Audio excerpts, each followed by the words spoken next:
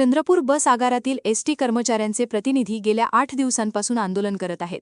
कर्मचाऱ्यांचे duty roster तयार करताना शहर आणि जंगल भागातील वेग मर्यादा लक्षात न घेता ड्युटी रोस्टर तयार केलं जातं, असा आक्षेप घेत कर्मचाऱ्यांनी यामध्ये बदल करण्याची मागणी केली आहे. व्यावहारिकता लक्षात न घेता तयार करण्यात आलेल्या ड्युटी रोस्टरमुळे सामान्य प्रवाशांना वेळेवर बस उपलब्ध होऊ शकत नाही, असा कर्मचाऱ्यांचा आक्षेप आहे. सोबतच 8 तासांच्या ड्युटीवरील तासांचा ओव्हरटाईम देण्यात यावा, अशी देखील प्रमुख मागणी या कर्मचाऱ्यांची असून याचा राज्यभरातील 70,000 कर्मचाऱ्यांना फायदा होणार आहे. शासनाने मागण्यांकडे दुर्लक्ष केल्यास कर्मचाऱ्यांनी आमरण उपोषणाचा देखील इशारा दिलाय.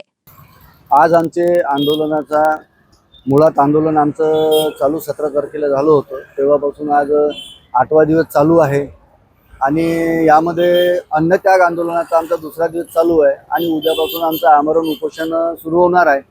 आणि आमच्या विशेष महत्त्वाच्या मागण्या म्हणजे परिपत्रकांची जी अंमलबजावणी आहे, हे जे परिपत्रक मॅनेजमेंटने काढलेलं आहे, या परिपत्रकाच्या अनुषंगाने दहावेळबाबतचा मुद्दा आहे. आणि दहावेळचा मुद्दा यासाठी आवश्यक आहे की आजच्या घडीला राप महामंडळाने दिलेली धाववेळ जी आहे ती थेट धाववेळ दिलेली आहे. म्हणजे सरळ 40 ते 50 किलोमीटर प्रति तासच्या हिशोबाने कॅल्क्युलेशन करून धाववेळ दिलेली आहे.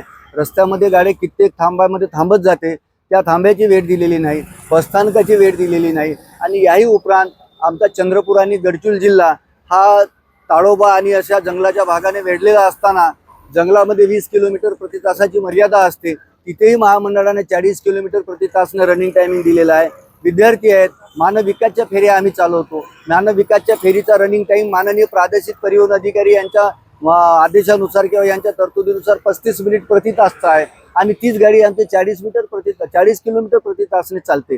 त्याच्यामुळे हा एवढा जो रनिंग टायमिंग दिलेला आहे, त्याच्यामुळे गाड्या कधी प्रवाशांना वेळेवर मिळत नाही.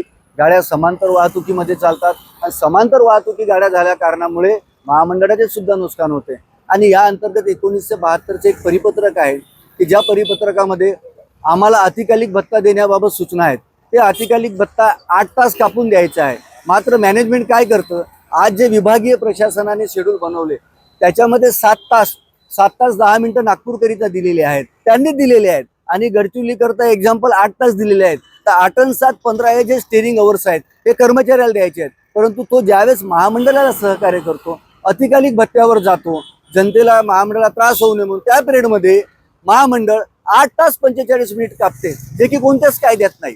त्याच्यामुळे हा जे आमचा होणारा आर्थिक नुकसान आहे, हे आमचं भरपूर मोठं नुकसान आहे. त्यामुळे सदरची नुकसान भरपाई करून द्यावी, याकरिता आमचं आंदोलन आहे.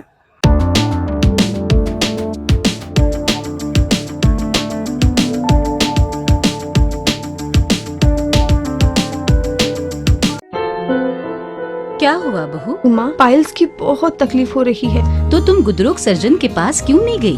देखो, जैसे हार्ट के लिए हार्ट स्पेशलिस्ट, ब्रेन के लिए ब्रेन स्पेशलिस्ट, तो पाइल्स के लिए पाइल स्पेशलिस्ट क्यों नहीं? स्त्री हो या पुरुष, टॉयलेट में तकलीफ केवल पाइल्स ही नहीं, और भी कई प्रकार के गुदरोग तथा कैंसर भी हो सकता है। इसीलिए इसकी प्रत्यक्ष जांच जरूरी है।